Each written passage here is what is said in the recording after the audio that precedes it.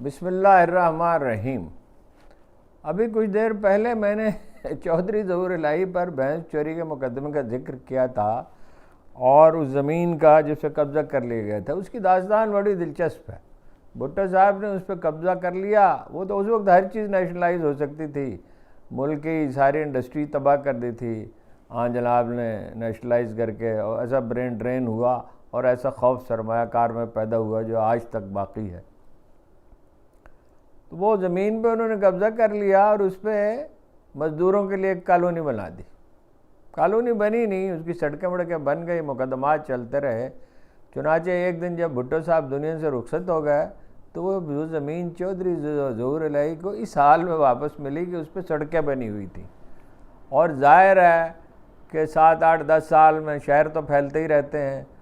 وہ اپنا جب تک عدالت عظمیٰ نے فیصلہ دیا تو اس کی قیمت کئی گنا بڑھ چکی تھی۔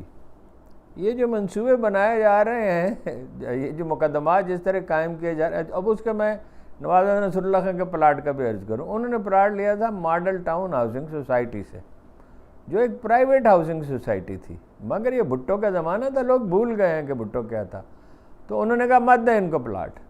نواب زادہ بھٹو صاحب کو تو 79 میں دنیا سے رخصت ہو گئے، لیکن نواب زادہ نصر اللہ خان ہے، اس کے باوجود کہ ان کا بہت گہرا اثر و رسوخ تھا، اور ایک زمانے جب وہ کشمیر کمیٹی کے چیئرمین تھے تو ان کا اشارہ ابرو پہ وزیر اعظم فیصلے کرتی تھی، لیکن وہ ایک پرانی وضع کے آدمی تھے، انہوں نے مسئلہ اٹھایا ہی نہیں، اور عدالت میں اپنی جنگ لڑتے رہے۔ کوئی 2000 کے قریب، یعنی جب کوئی 30 سال گزر چکے تھے، تو وہ ان کے حق میں فیصلہ ہوا۔ اس پلاٹ کو بیچ کے انہوں نے اپنے تمام قرضے ادا کیے، عمرہ ادا کیا، لندن گئے، جدہ گئے، نواز شریف کو اور بے نظیر کو سمجھایا کہ وہ واپس آئیں۔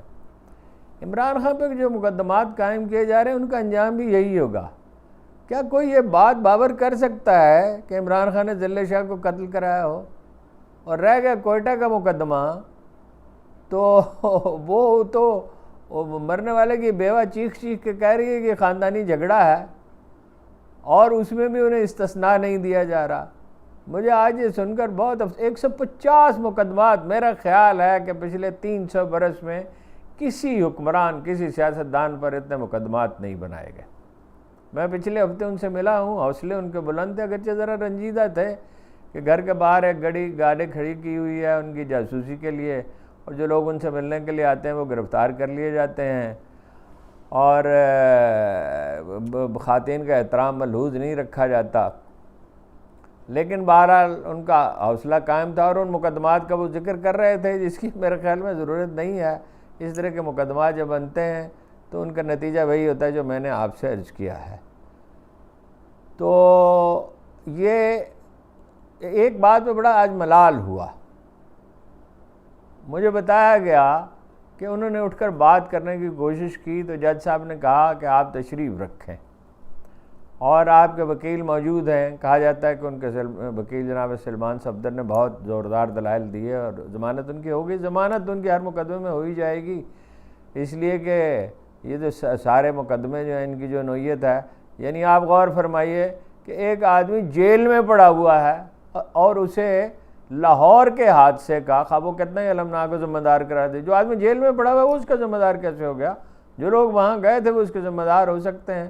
اور پی ٹی آئی کا موقف تو یہ بھی ہے کہ اس میں اکسانے والے شامل تھے اور مظاہرین کو روکا جا سکتا تھا۔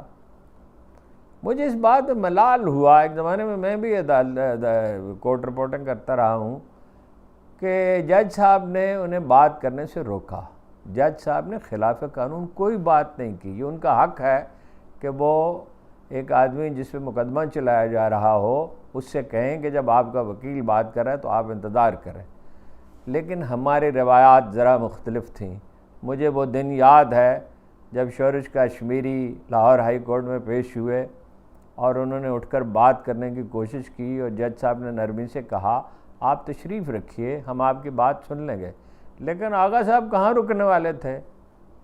انہوں نے، جنہیں عطا اللہ شاہ بخاری کے بعد بر صغیر کی تاریخ کا سب سے بڑا اوریٹر کہا جاتا ہے، انہوں نے اپنے گرجدار لہجے میں 2 منٹ تک عدالت کو مخاطب 2-3 منٹ تک عدالت کو مخاطب کیا اور یہ کہا کہ ان مقدمات کی مجھے کوئی پرواہ نہیں ہے۔ اور جب ہم وہاں سے نکل کر گئے، کچھ دن کے بعد ان سے ملنے کے لیے گئے، تو ایک دن ہنستے ہوئے انہوں نے کہا باقی ساری جنگیں تو میں لڑ چکا، کیا خیال ہے بھائی کورٹ کے خلاف مورچہ نہ لگایا جائے؟ یہ تو خیر وہ مزاحن کہہ رہے ہیں، عدالت کے خلاف کیا مورچہ لگانا ہوتا ہے۔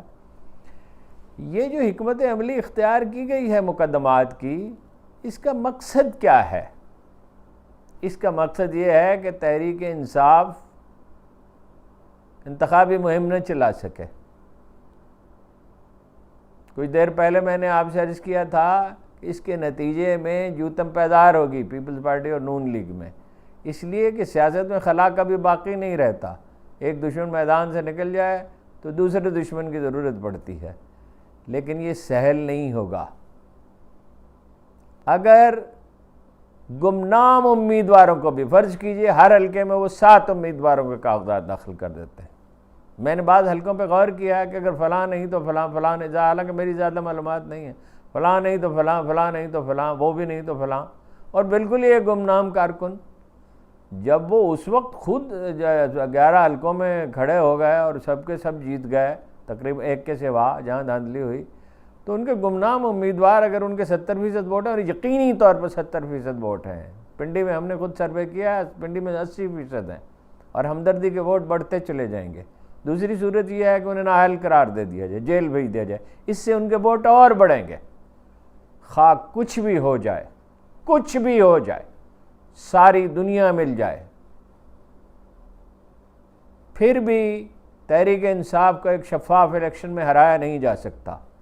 میں وکٹر ہیوگو کا قول ایک بار پھر نقل کرتا ہوں، جس آئیڈے کا وقت آ پہنچے ساری دنیا کی طاقتیں مل کر بھی اسے روک نہیں سکتی۔ اس نظام کی تبدیلی کا وقت آ پہنچا ہے، اور اس میں بنیادی اصلاح کی، میجر سرجری کی ضرورت ہے۔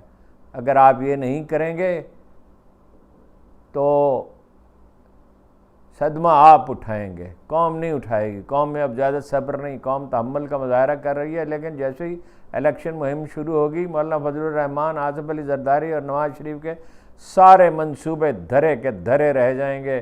جیسے عرب شاعر امراء القیس نے کہا تھا جب اسے اپنی موت کا یقین ہو گیا، کتنے لبریز جام اور نیزوں کے کتنے بھرپور وار، کل دھرے کے دھرے رہ جائیں گے۔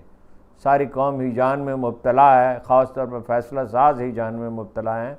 بہتر یہ ہے کہ وہ ہوش و حواس سے کام لیں۔ یہ منصوبے بروئے کار آنے والے نہیں ہیں، ناممکن کا خواب نہ دیکھیں، زندگی کے حقائق کا ادراک کریں۔ جو لوگ زندگی کے حقائق کا ادراک نہیں کرتے، عرضی حقائق کا ادراک نہیں کرتے، وقت انہیں روند کر گزر جایا کرتا ہے۔